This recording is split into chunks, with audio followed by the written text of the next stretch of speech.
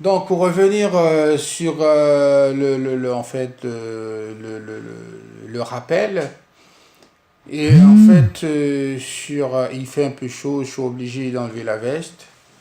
Donc, c'est pour vous dire qu'en ce qui concerne l'évangéliste, le comportement de l'évangéliste doit être exemplaire, il doit avoir, comment dire, un comportement exemplaire et être toujours propre, hein, ayant des cheveux courts et, comment dire, ses vêtements bien repassés, ses chaussures bien cirées. Il doit avoir toujours des sourires aux lèvres, être souriant, hein. Donc, en fait, être sage, hein, à tout le monde, hein. Il doit travailler en collaboration avec le pasteur pour avancement de l'œuvre de Dieu. Parce que l'évangéliste a été choisi ou appelé pour une mission bien déterminée, bien spécifique, comment dire, une mission bien spécifique. C'est-à-dire, il peut être amené il peut être invité, et dans des, en fait, maisons ou comment dire, dans des foyers il peut être appelé à conseiller donc des gens, hein, à conseiller des gens. Il peut être appelé ou envoyé en fait pour la prédication des, comment dire, des conférences, des croisades, hein, prêcher des croisades, des conférences. C'est ça le travail de l'évangéliste. C'est pour cela il doit avoir un comportement très exemplaire, très humble, hein, très souriant, hein, ayant des cheveux courts et ses vêtements bien repassés, et en fait, on dit ses chaussures bien cirées. Je vous invite de vous abonner parce que c'est très très important. Je peux te dire, mon frère ou ma soeur, c'est pour cela, et l'évangéliste, il doit en fait travailler, comme je viens de te dire, et en collaboration avec les pasteurs. C'est-à-dire leur esprit, leur pensée. C'est-à-dire s'il est appelé, ou il est en fait invité par une assemblée, un autre pasteur, il doit dire au pasteur, il doit communiquer au pasteur, voilà, j'ai reçu telle ou telle invitation par telle ou telle église, donc pas tel ou tel groupe, afin de prêcher une conférence ou une croisade, hein, un séminaire. Donc c'est ça le rôle de l'évangéliste. Il n'est pas appelé pour rester, pour en fait, comment dire, dans une église du lundi au vendredi, hein, du 1er janvier au 31 décembre. Donc, il y a là une mission bien spécifique, hein. Donc, et c'est très, très, très différent des autres. Et en plus, je dois profiter de ce moment pour dire, pour ceux, en fait, qui vont s'abonner, donc, et c'est, en fait, ça fait partie des 5 ministères, hein, 5 dons du ministère. Ça va être en fait ça va être très très incompréhensible, hein, quand en fait tu réalises ou tu estimes que d'être appelé, hein, mais si tu sais, c'est-à-dire en évêque, tu le connais bien, c'est quelqu'un qui accepte d'ordonner, de faire des ordinations pour des femmes pasteurs, des femmes évangélistes.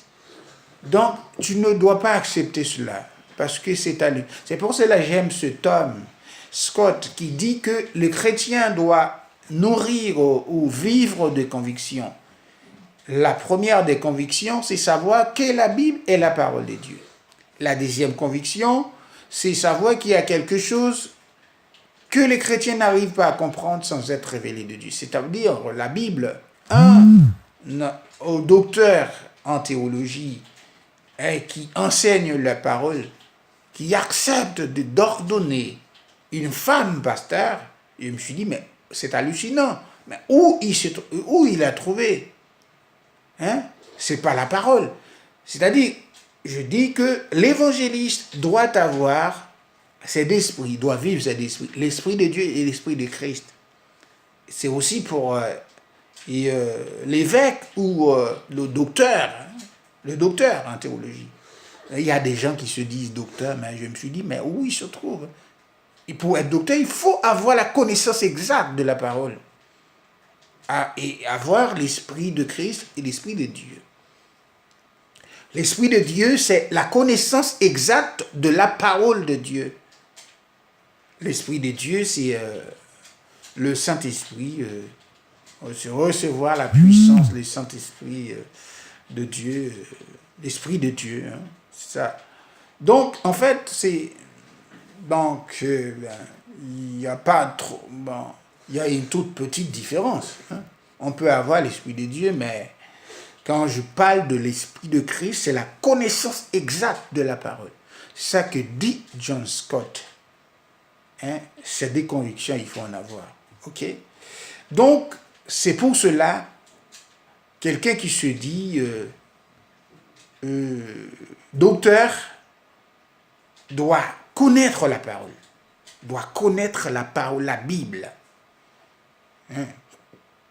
Doit connaître que la Bible, c'est la parole de Dieu. Il doit vivre, nourrir ces convictions. C'est des convictions. Tu ne dois pas, tu sais que tu ne dois pas ordonner une femme pasteur, parce que la Bible interdit. Jésus, c'est lui le Dieu qui a rassemblé, qui a fait le rassemblement, qui a fait l'appel aux hommes pour le ministère, le saint don du ministère. Éphésiens 4, 11, 12. Verset 12, c'est pour le perfectionnement. Sans ces 5 dons du ministère, les saints ne peuvent pas être perfectionnés. C'est le pasteur, l'apôtre, le docteur et l'évangéliste, le prophète. Ce sont ces 5 dons, ces 5 ministères qui doivent perfectionner, en fait, l'Église. Dans une assemblée, il doit exister ces 5 dons.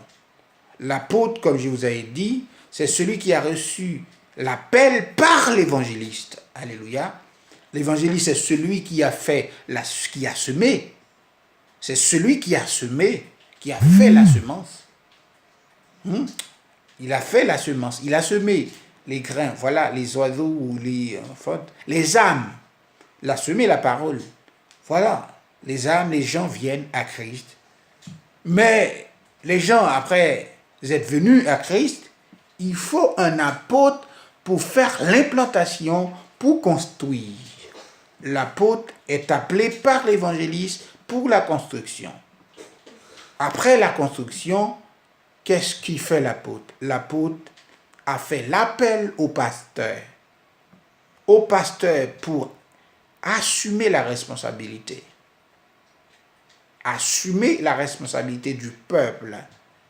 Pour, c'est-à-dire faire paître les brebis. Alléluia. C'est ça le pasteur. Donc, le prophète, c'est celui qui a reçu un message de Dieu. Donc, vous voyez ce qu'avait dit un prophète. Comme je vous avais dit, il existe 2 types de prophéties. Quand je ne suis pas là, j'aurai le temps de vous parler, de vous en parler. Les prophètes.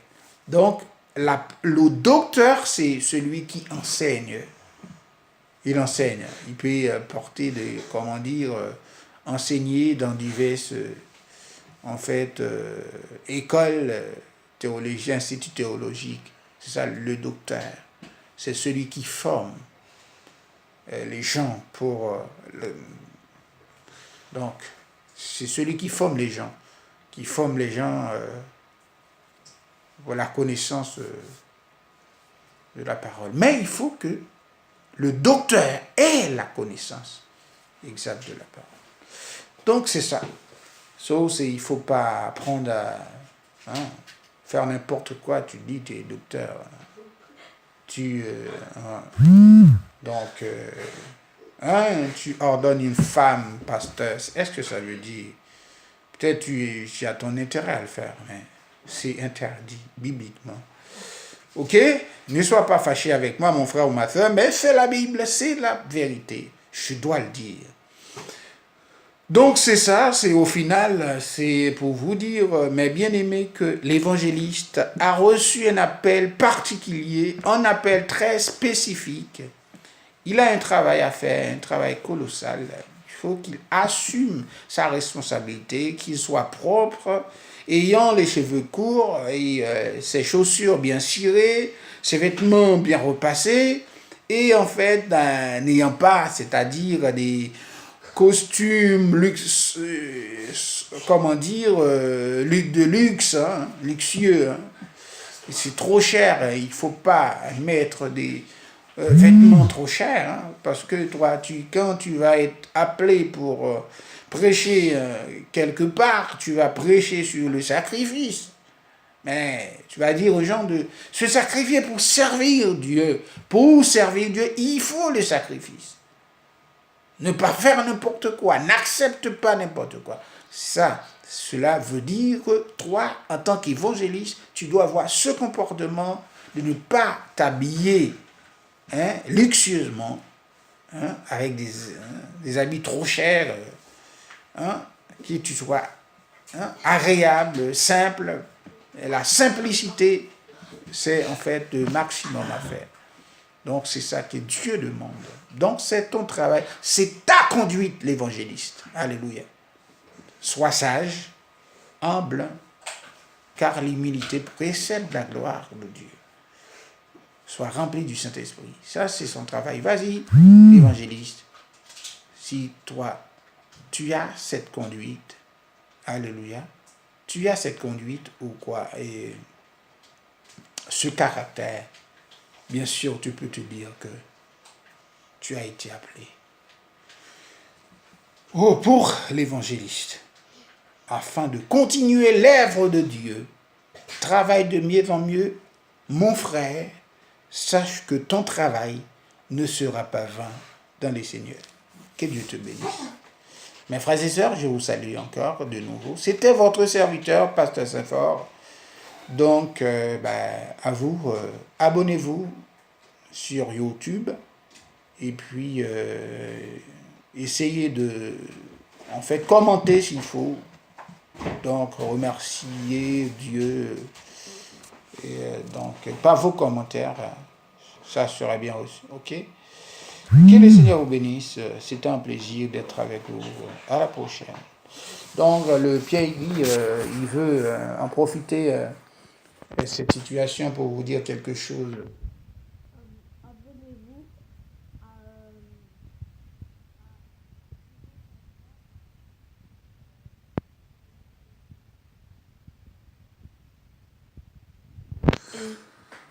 Ok, c'est ce qu'il voulait dire. Il n'aime pas trop parler. Il t'a dit, mon frère, de t'abonner sur Yvan Saint-Fort YouTube. Mais il faut en profiter. Ok, peut-être une prochaine fois. Que Dieu vous bénisse.